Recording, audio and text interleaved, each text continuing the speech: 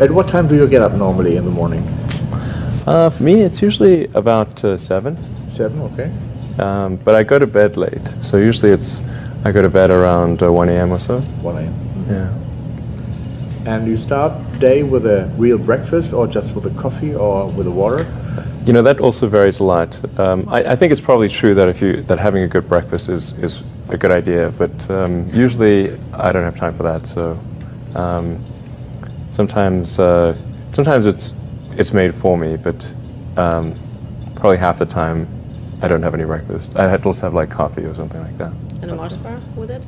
Mars bar, sure. And I'm trying to cut down on sweet stuff. So, but I think I probably should have like an omelet and a coffee or something like that. That seems like probably the right thing. And sometimes I do have that.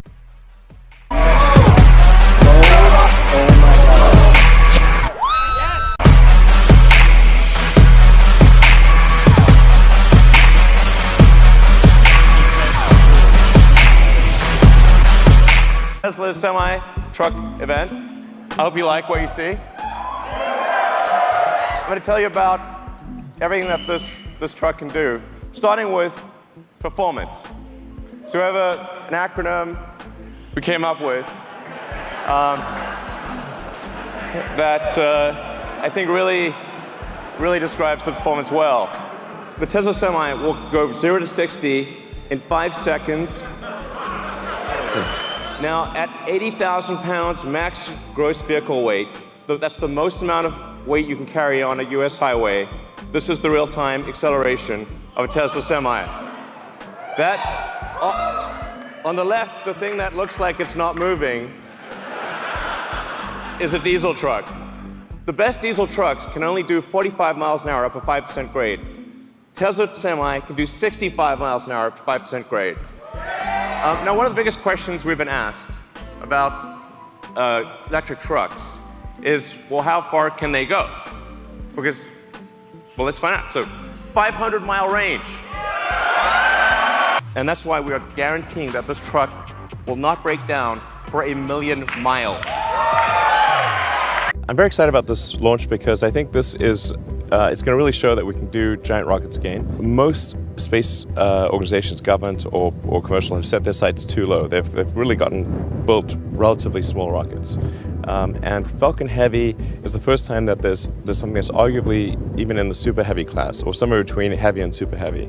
And showing that you can launch a giant rocket and have it be commercially viable, carry satellites, potentially carry people. Falcon Heavy is capable of actually taking a Dragon mission, taking people around the moon. Is there any update on that, by the way? Not yet. Not yet.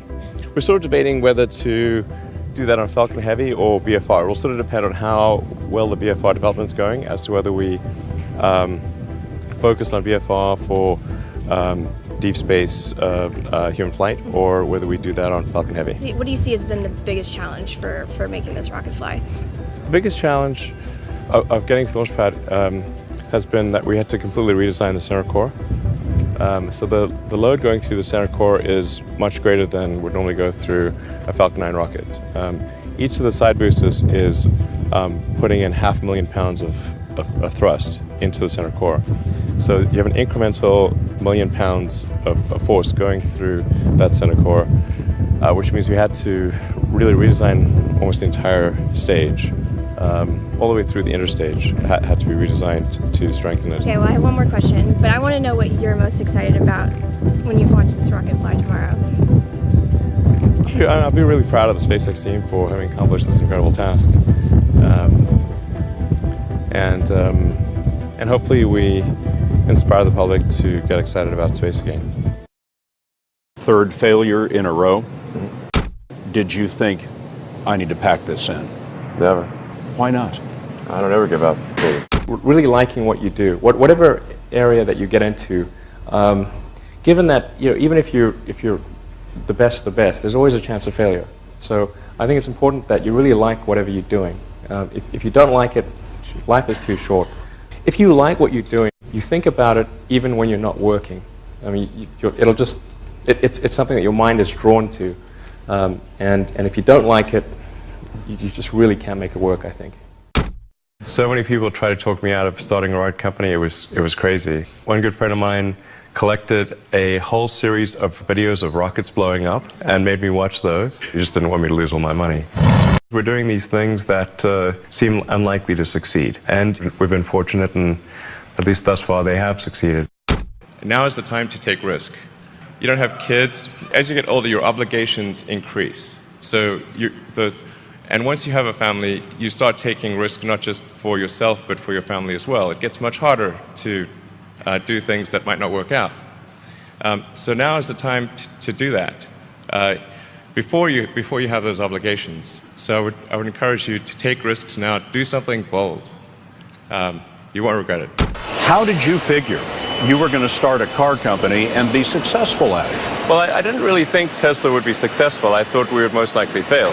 But I thought that we at least could address the false perception that people had that an electric car had to be ugly and slow and boring like a golf cart. But you say you didn't expect the company to be successful, then why try? If something's important enough, you should try, even if the probable outcome is failure. We focus on signal over noise. A lot of companies get confused. They spend money on things that don't actually make the product better. For example, at Tesla, we've never spent any money on advertising.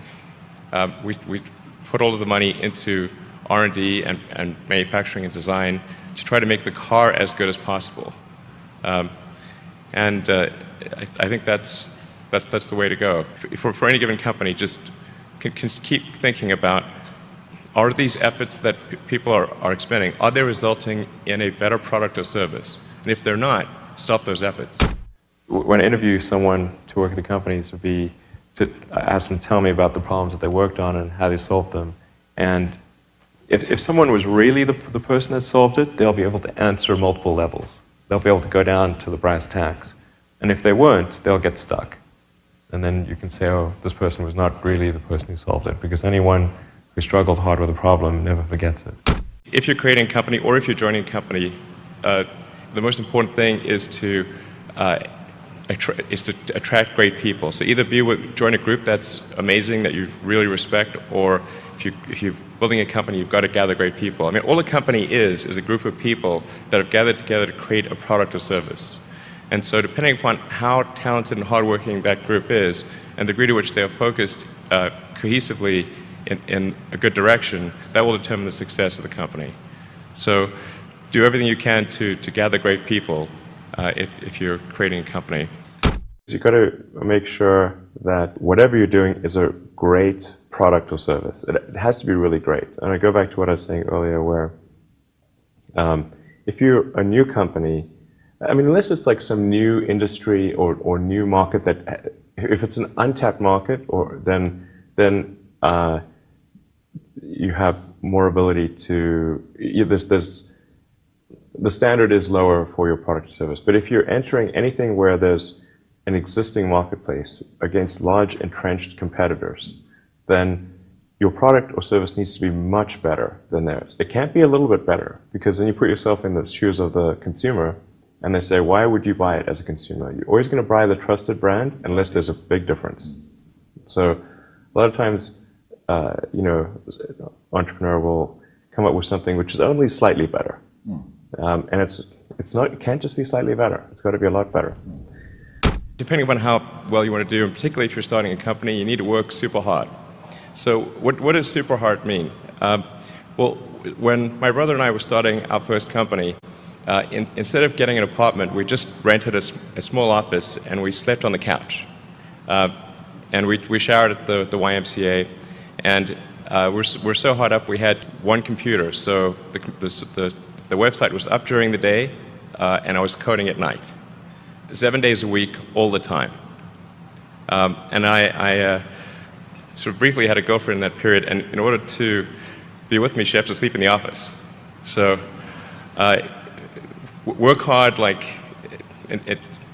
every waking hour. That's the thing I would say, particularly if you're starting a company.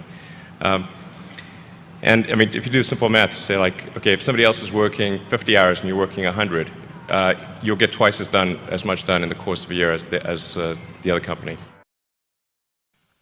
You're Elon Musk. I am?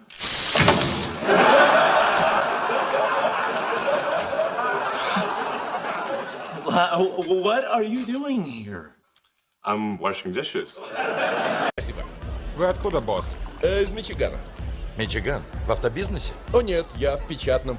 Нед Флеминг. Илон Маск. Илон Маск. Тесла, которые, да? Да. О.